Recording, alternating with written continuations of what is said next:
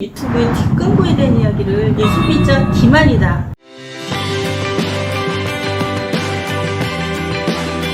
안녕하세요. C&I 소비자연구소 대표 조임입니다. 오늘 조임의 소비자 세상에서는 최근 논란이 되고 있는 유튜브의 뒷광고에 대한 이야기를 좀 나눠보려고 하는데요. 뒷광고가 도대체 뭐냐? 사실은 이제 정확하게 규정된 용어는 아니고 최근 논란이 되면서 새로 만들어진 신조어라고 보시면 될 것 같은데요. 유명 연예인이라든가 유튜버들이 인스타그램이라든가 페이스북 같은 SNS나 유튜버에 이제 영상을 올리면서 사실은 기업으로부터 협찬을 받거나 대가성으로 어떤 광고 목적으로 돈을 받았는데도 불구하고 이것을 알리지 않거나 또는 아주 교묘한 방법으로 드러나지 않도록 우회적으로 하는 그런 것들을 이제 뒷광고다 이렇게 지금 표현들을 하고 있습니다. 지난달에 굉장히 유명한 스타일리스트 한혜연 씨가 내돈내산이라고 하는 프로그램에서 사실은 이 제품을 구하기가 굉장히 어려웠다 뭐 이런 표현도 써가면서 내 돈 주고 직접 사서 리뷰를 하는 그런 제품인 것처럼 방송을 냈는데 사실 200만이 넘는 구독자를 확보한 채널이거든요. 그런데 사실 알고 보니까 수천만 원의 광고료를 받은 거예요. 그래서 이제 이게 알려지면서 구독자들이 배신감을 느꼈다. 정말 한혜연 씨가 그것을 찾아다니면서 막 고생하고 그런 줄 알았는데 사실은 그게 다 무슨 연애 프로그램에 나와서 멘트하듯이 사실이 아닌 거를 재미있게 그냥 표현하고 만 거죠. 근데 소비자들은 그것이 진실이라고 생각하고 해당 제품이 전문가도 그렇게 찾아 헤맬 정도로 굉장히 좋은 제품이라는 생각을 갖게 되면서 구매를 당연히 하게 없잖아요. 그래서 신뢰를 바탕으로 하는 이런 영상들이 사실은 신뢰를 완전 무너뜨리는 그런 결과를 초래하게 된 거예요. 그래서 굉장히 사회적으로 비난을 받았어요. 그런데 이 사건이 터지고 나서 사과를 이제 하게 됐는데 사과하는 과정에서도 뭐 불법은 없었다 이런 식의 표현을 한 거죠. 사실은 뭐 불법적인 거를 엄밀하게 따지면 찾아낼 수도 있을 거라고 생각이 되는데요. 어쨌든 나중에 그런 사과에 대해서 굉장히 또 구독자들이 분노를 하니까 공식적으로 사과를 하고 했습니다. 근데 그게 이제 불거지면서 이게 연예인들이 출연하는 프로그램에서 유튜버들이 운영하는 프로그램들로 지금 유튜버 채널을 좀 옮겨가고 있어요. 그래서 찌왕이라고 굉장히 유명한 먹방 유튜버인데 276만 정도의 구독자를 가지고 있다는데 논란이 되니까 아예 은퇴 선언을 해버렸죠. 워낙 비난이 심하니까 그걸 견디기가 힘들다 뭐 이렇게 표현을 하고 있고 그 밖에 뭐 굉장히 유명한 여러 그 유튜버들이 지금 계속 논란이 되면서 뭐 줄줄이 사과를 하고 뭐 나는 관련이 없다 이렇게 해명도 하기도 하고 지금 그런 상황에 처해 있습니다. 자, 그러면은 유튜브에서 이런 영상들을 올리는 게 지금까지 뭐 아무 제재가 없고 다 허용이 됐던 거냐? 그렇지는 않습니다. 사실은 지난 2008년쯤인가요? 블로그에서도 똑같은 문제가 발생을 했어요. 블로그들도 보면은 제품 리뷰가 굉장히 많지 않습니까? 해당 제품을 자기가 순수하게 소비자로서 구매해서 사용해보고 좋아서 그 결과를 리뷰에 올린 것처럼 그렇게 글을 올리는데 사실은 기업으로부터 협찬을 받았거나 굉장히 많은 광고를 받은 그런 경우여서 이 소비자 기만이다 이렇게 해가지고 굉장히 문제가 된 적이 있었죠. 그래서 표시나 광고를 관리하는 이제 중앙부처는 공정거래위원회입니다. 그래서 공정거래위원회에서 당시 그 표시 광고에 대한 심사 지침에서 글로 표현하는 거 카페라든가 블로그 같은 거에 대해서는 굉장히 촘촘하게 가이드라인을 만들어 놨었어요. 그런데 최근에는 영상이나 스트리밍, 아예 생방으로 이런 것들이 나가는 것들이 많아졌는데 글로 올리는 거하고는 성격이 좀 다르지 않습니까? 그런데 이 영상으로 올리는 것에 대해서는 촘촘한 가이드라인을 만들지 않아서 이게 사실 불법인지 어떻게 해야지 정확한 건지 이런 것들에 대해서 잘 모르는 그런 상황이 계속되어 왔다 이렇게 볼 수는 있고요. 그러나 이게 대가성이거나 협찬인 경우에는 반드시 표기를 해야 된다 라고 하는 사실은 상식처럼 되어 있는 내용들이죠. 그런데 그것을 제대로 이행하지 않았거나 알면서도 관행적으로 그냥 숨겨오는 그런 상황이 됐다가 이번에 터질 게 터졌다 이렇게 볼 수가 있을 것 같습니다. 우리나라 이제 법 체계를 좀 설명을 드리고 싶은데요. 우리나라 법에는 크게 이런 광고를 규제하는 법이 방송법이 있고요. 그 다음에 공정거래위원회가 관리하고 있는 운영하고 있는 표시광고법이 있습니다. 방송법 같은 경우에는 그 지상파라든가 뭐 그 방송법의 규제를 받는 매체에 대해서 관리를 이제 하도록 그렇게 되어 있고요. 여기에서는 간접 광고 이런 표현을 쓰고 있습니다. 간접 광고가 PPL이라고 해서 드라마라든가 뭐 연예 프로그램의 중간에 어떤 제품에 대한 것들을 다 간접적으로 보여주고 뭐 이런 것들이죠. 그래서 굉장히 사실은 방송법상의 간접 광고는 규제가 굉장히 촘촘하게 되어 있어요. 예를 들면 전체 화면에 뭐 몇 분의 몇을 넘어서는 안 된다. 전체 시간에 어느 정도 시간 넘어서는 안 된다. 뭐 또 PPL이 들어있다라고 하는 것을 사전에 고지해야 된다든지 이런 것들이 굉장히 촘촘하게 가이드라인이 만들어져 있었는데 그럼 유튜브나 SNS는 왜 그거에 해당이 안 되느냐? 유튜브나 SNS는 방송법의 규제를 받는 방송 매체가 아니고 정보통신망법이라고 있습니다. 정보통신망법에 의해서 관리를 받는 사업자로 되어 있어요. 그래서 방송법 규제도 안 받고 그렇다면은 받을 수 있는 게 망법에서 그걸 정확하게 규정을 하고 있어야 되는데 정보통신망법에서도 SNS나 유튜브의 광고에 대해서는 정확하게 규제를 하고 있지 않은 상태였고 그리고 또 하나 남은 게 말씀드린 공정거래위원회 표시광고에 관한 법, 표시광고법에서 이제 규정을 하는 방식이 있는데 여기도 심사 지침이 글로만 되어 있었고 이런 영상에 대해서는 자세한 지침이 없었다라고 하는 것을 이제 알 수가 있는 겁니다. 이런 상황에서 이제 이번에 사건이 터진 거죠. 사실 지난 4월부터 해서 공정거래위원회는 이 심사 지침을 최근에 변한 SNS나 유튜브가 이런 활동들을 많이 하고 있기 때문에 광고 시장을 거의 뭐 다 점령해 가다시피 했죠. 그래서 지금 지상파라든가 TV 같은 이런 매체, 전통적인 매체 광고의 거의 60%가 그 새로운 매체들, 뉴미디어로 지금 옮겨가 있는 상태입니다. 그런데 사실은 광고에 대한 규제는 불명확한 상태였고, 그래서 심사 지침을 강화하는 것을 입법 예고를 했고요. 이 입법 예고된 심사 지침이 다음 달 9월 1일부터 본격적으로 이제 시행을 하게 되는 그런 상황이 딱 앞두고 있는 그런 시점이었습니다.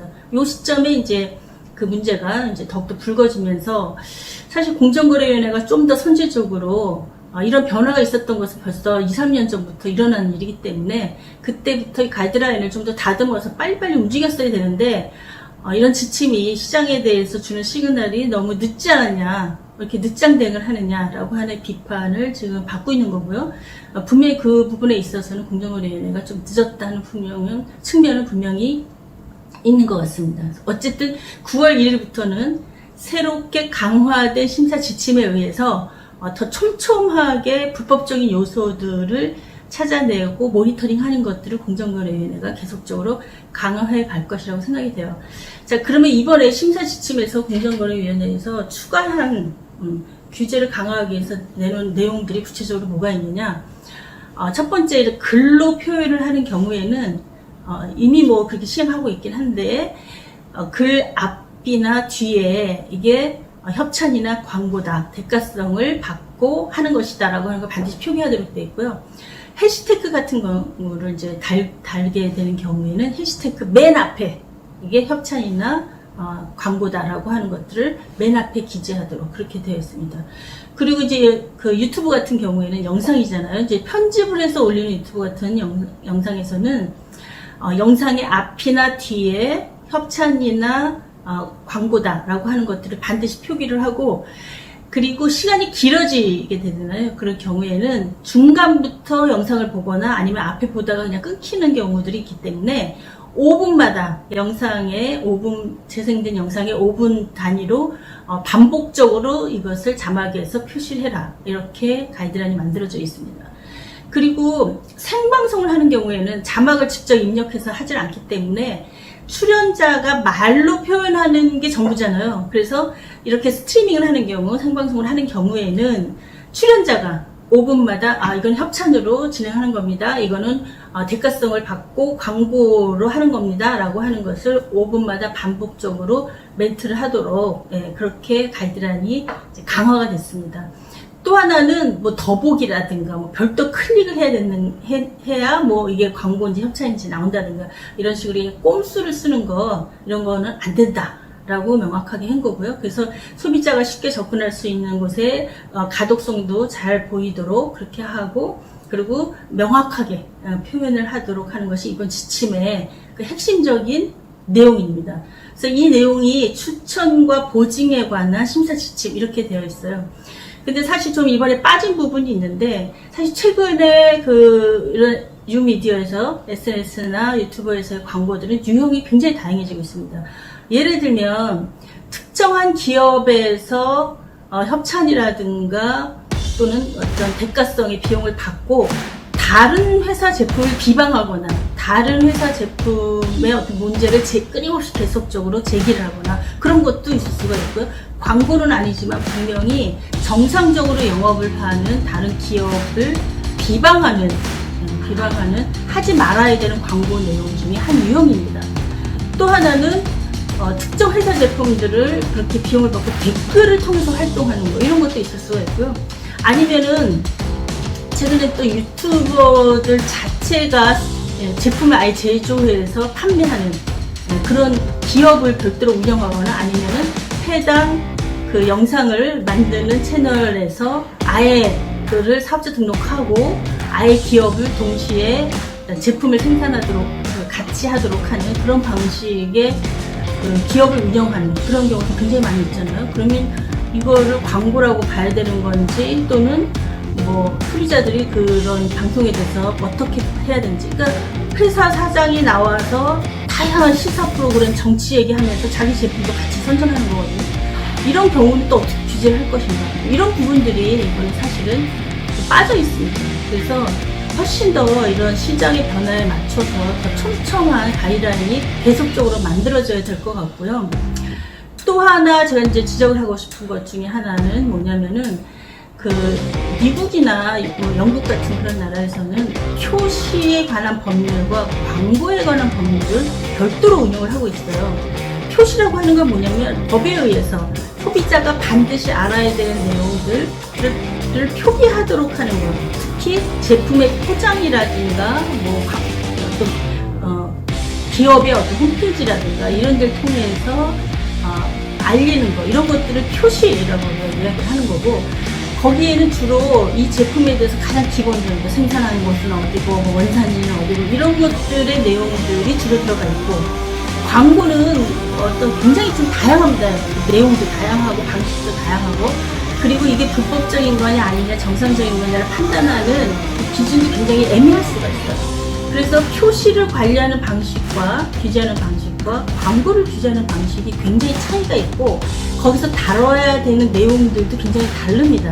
그런데 우리는 표시와 광고가 하나의 법률에 묶여 있으면서 표시에 대한 부분도 정확하게 관리가 잘 안 되는, 애매하게 비껴나가는 부분이 있고, 광고도 매체별로 이렇게 다양해지고 있는데 그걸 뭐 하나 생길 때마다 지침 강화해서 또 하나 만들고 뭐 이런 식으로 하니까 자꾸 늦어지게 되고 뭐 이렇게 된다는 거죠. 그래서 표시에 관한 법률, 광고에 관한 법률을 미국이나 영국처럼 구분을 해서 각각의 기능에 맞게, 특히 소비자가 오인하거나 기만당하거나 사기당하거나 하지 않도록 정확하게 특성에 맞는 규제 방식을 법제화해야 된다라고 하는 부분들을 이번 기회에 우리가 좀 생각해 봐야 되지 않을까, 이런 생각이 좀 들고요. 또 하나는 표시광고법에 반드시 제공해야 되는 정보에 대해서는 규정을 하고 있지가 않아요. 예를 들면 이번에 문제가 됐던 뒷광고 같은 경우에는 사실은 하지 말아야 되는 광고를 했다기보다는 해야 되는, 소비자한테 정확하게 알려야 되는 내용을 제대로 알리지 않은 것이죠. 그래서 어떤 표시나 어떤 광고에서도 반드시 이런 내용들은 소비자가 잘 인지할 수 있도록 표기를 해라 라고 하는 것들을 하려면은 반드시 들어가야 되는 표시의 내용들이 법에 규정이 돼 있어야 되는데, 우리는 이게 다 개별법이 돼 있어요. 예를 들면 원산지를 표시한다. 그러면은 농림부가 주관하는 원산지 표시에 관한 또 법에서 그걸 다루고 있고, 그리고 예를 들면은 재활용품의 경우에는 이렇게 포장지에 보면은 재활용품 이렇게 표시가 돼 있으면서 삼각형으로 돼서 이렇게 화살표 표시가 돼 있어서 안에 뭐 플라스틱 종류 PP, 뭐 PVC 뭐 이런 식으로 표시가 되어 있잖아요. 그런 것들은 또 환경부에 의한 법에 의해서 또 표시를 하도록 되어 있고 이렇게 되어 있어요. 그러니까 그런 것들도 사실은 하나로 묶어서 반드시 해야 되는 표시에 대한 것들을 규제하고, 광고는 또 광고의 특성에 맞는 것들을 규제하고, 이렇게 반드시 표시해야 되는 내용들이 법에 포함이 되어 있어야 되는데, 우리 법 체계에는 하지 말아야 되는 거, 주로 다루고 있다라고 하는 한계가 있습니다. 그래서 앞으로 매체가 굉장히 다양해지고 유튜브 같은 것만 나오겠습니까? 앞으로 더 희한한 여러 가지 매체들이 굉장히 많이 발달해서 갈 텐데 그럴 때마다 한참 소비자가 속고 문제가 불거진 다음에 또 지침 하나 만들고 이런 방식으로 갈 수는 없는 거거든요. 좀 더 포괄적이고 모든 매체에 적용이 되면서 광고의 특성을 포괄할 수 있는 그런 법체계가 이번 기회에 좀 정비가 돼야 될 필요가 있지 않을까 하는 생각이 좀 듭니다. 또 하나는 이번에 이제 논란이 되면서 그러면 해당 유튜버나 유명 연예인이 거짓말을 한 거니까 알려야 되는 사실 제대로 알리지 않고 또 특히 본인이 가서 막 해서 샀다 뭐 이런 식의 약간 과장된 거짓을 했으니까 사기죄 같은 걸로 문제를 책임을 지도록 할 수 있는 거 아니냐라고 하는 논란이 좀 있었는데요. 표시 광고법은 기본적으로 출연자 개인에게 책임을 묻는 게 아니라 기업의 책임을 묻도록 그렇게 되어 있습니다. 사업자에게 책임을 묻도록 되어 있고요. 실제로 공정거래위원회가 그동안 유튜브라든가 뭐 블로그에서 그 문제가 되는 광고들, 대가를 받고서도 표기 안 한 광고 그런 글들을 많이 찾아내서 과징금을 매기기도 하고 또 한국소비자원에서도 현재 상황이 어떤지 이런 조사들도 많이 하고 그렇게 했습니다 그동안. 그래서 이제 사실은 우리가 생각하기 굉장히 괘씸하지만 그 유튜버라든가 유명 연예인 개개인에게 책임을 묻기는 현재 법상 좀 한계가 있고요. 또 하나 사기죄는 우리가 상식적으로 거짓말하고 남한테 제대로 얘기를 안 해서 이득을 취했다 그러면 이게 사기죄 아니냐 이렇게 생각하는데 형법상 사기죄가 성립이 되려면 그 결과로 인한 경제적 이득이 본인한테 와야 돼요. 그런데 광고라고 하는 거는 그 광고를 보고 소비자가 속아서 물건을 샀다 그러면은 해당 연예인이나 유튜버한테 돈을 주는 게 아니라 그 제품을 만든 기업에다가 돈을 주고 제품을 구매하는 거잖아요. 그렇기 때문에 직접적인 소비자와 유튜버 간의 어떤 경제적인 거래 관계가 존재하지 않게 되는 것이죠. 그래서 형법상의 사기죄는 성립하기가 어렵다라고 하는 게 대다수 법률 전문가들의 의견입니다. 그래서 괘씸하긴 하지만 사실 개개인의 또 그 유튜버들한테는 책임을 묻기가 좀 현실적으로는 어렵다. 또 하나는 사실은 대부분 다 이런 활동들을 하는 전문 기업들이 있어서 실제 구독자가 한 5,000명만 넘어가도 연락이 온다 그래요. 그래서 뭐 얼마 줄 테니까 이런 제품에 대해서 다뤄달라 이런 유혹들을 계속 나오는데 직접적으로 그런 거래 관계들이나 계약 관계들을 다 다루고 있는 유튜버들은 거의 없죠. 대부분이 다 회사에 속해서 기획된 프로그램에 참여를 하는 방식으로 그렇게 유튜브 채널들이 대부분 다 운영이 되고 있어요. 그래서 사실 개인 미디어라고 할 수도 없습니다. 지금 굉장한 대규모의 기업들이 유튜브 시장에 뛰어들었기 때문에 뭐 일부는 개인적으로 1인 미디어식으로 하는 경우도 있습니다만은 그러니까 출연자들은 그냥 거기서 주는 내용대로 그대로 하고 거기 그 어떤 계약 내용이 있고 뭐 얼마나 그 광고료를 기업이 이 회사가 직접적으로 받았는지 이런 세세한 것들을 잘 모를 경우가 있습니다. 근데 우리 눈에 보이는 것은 사실 출연한 연예인이나 유튜버이기 때문에 그들에 대한 비난이 쏟아지고 있는 건데 저는 정말 잘못한 것은 그 전체적인 계약 관계를 관리하고 유지하는 기업이 소비자를 속였을 뿐만 아니라 출연하는 출연자들이 어떤 법적인 것들을 지켜야 되는지 그걸 지키지 않았을 때 어떤 비난을 받을 수 있는지 하는 것에 대해서 그 출연자들한테 제대로 설명하고 그에 준해서 그 발언을 하도록 그렇게 안내를 하지 않았으니까 그 잘못이 1차적으로 가장 크다고 생각이 되고요. 지금 현재 유튜브의 대부분이 이런 제품 리뷰나 또는 먹방이 대세 아닙니까? 그래서 굉장히 많은 제품들을 리뷰를 하는데 모든 유튜버들이 다 협찬받고 또 광고받고 그렇게 하는 것은 아닙니다. 정말 자기가 발품을 팔아서 사서 써보고 이런 제품이 정말 좋기 때문에 영상을 만들어서 올리고 구독자를 더 늘리려고 노력하는 그런 유튜버들이 대다수죠. 그렇기 때문에 우리가 그냥 막무가내로 또 제품 리뷰는 이거 다 뭐 받고 하는 거 아니야? 라고 하는 의심을 하면서 마구잡이로 비난을 하는 것 역시 옳지 않은 태도라고 생각이 듭니다.